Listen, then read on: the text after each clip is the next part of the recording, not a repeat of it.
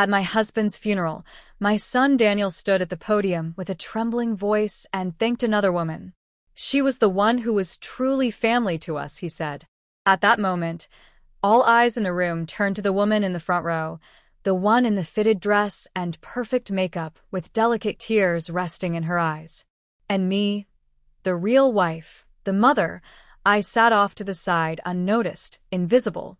When the lawyer later informed me that my husband had left everything to her, not a single dime for me, Linda Mallister embraced my son and smiled a triumphant smile as if she had already won.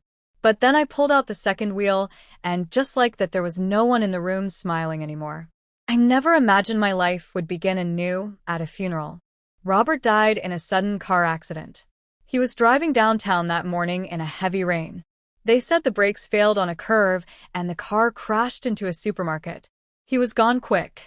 The doctor said he didn't suffer, but I wasn't sure he deserved such a clean departure. We had been married for 40 years. I used to think our marriage, while not romantic, was at least solid, like one of those old houses weathered by storms, worn on the outside, but still standing. I gave up my career to tend to every corner of our home. He always said, "I can take care of you. You don't need to work." And I believed him. I naively thought it was some kind of love. At the memorial, I wore his favorite charcoal gray wool coat and stood by the chapel entrance, greeting guests. The wind whipped. My fingers were numb. Still, I smiled, doing my best to make sure his farewell was dignified and orderly. Robert cared so much about appearances, about what other people thought of him. Even in his death, I found myself maintaining that neat facade for him. Daniel was at the podium. He's our only child. He turns 33 this year and is a back-end engineer for a tech company. He wore a sharp dark suit. His face was solemn, and his voice was as steady as always. After reading a tribute to his father, he paused and his eyes re-beamed. "There's someone I want to give a special thank you to," Daniel said, his voice a little shaky. The room fell silent. I clutched my handbag in my lap, my knuckles turning white. I thought he was about to say, "My mother." In that moment, I could almost hear it forming in his throat, that long-awaited acknowledgement. 40 years of companionship, dedication to the home, nights spent at the hospital, all the quiet sacrifices. I truly believed he had finally seen me. But what came next sliced through me like a dull blade, stripping that hope away inch by inch. Someone who supported my father through the toughest time of his life, Miss Linda Mallister. A soft murmur went down the aisle. From the front row, a woman stood up and dabbed her eyes, nodding politely. She wore a deep emerald green wool coat, black heels, flawless makeup, and perfectly coiffed hair. As she sat down, those around her turned to look curious and surprised. I felt sound explode in my ears like a detonated silence. Linda Mallister. I knew the name. She was Robert's administrative assistant at the firm. He later promoted her to a consulting partner, even briefly including her on the board. When I'd ask about her, he'd always downplay it. "She's competent. Don't be paranoid." I remembered that year's company party. She brought me wine, smiling sweetly, moving with the ease of a woman who fit in. I dismissed her at the time as just another sycophantic employee. Looking back now, how ironic. From across the room, someone whispered, "She's sitting so close, like she's family." And my son had just thanked that woman at his father's funeral. I felt like the chair had dropped from under me. My ears were ringing, and the world vibrated faintly. People came up to shake my hand, murmuring the usual. "He was a good man." "Well, miss him." I nodded automatically, like a machine repeating pre-programmed responses. I had planned to hold on until the end to maintain appearances, but then I heard Daniel whisper to Linda, "You're the one who's truly family." I nearly dropped the teacup in my hand. In that moment, I realized this funeral wasn't for Robert. It was for a hidden world I didn't know existed, and I was just a stranger, a discarded observer. That night, back home, I sat in the empty living room. As I took off the coat, I saw that the satin ribbon was wrinkled, as if the last vestige of my marriage's dignity had been accidentally snapped. I sat at the dining room table and stared at the row of empty chairs. Robert's seat was still in its place. I hadn't moved it. For decades, he'd always sat there, hand on the armrest, waiting for me to bring him his soup. Now it was just alone, and the armrest had gone cold. There were still bottles of his favorite beer in the fridge. I never liked the brand.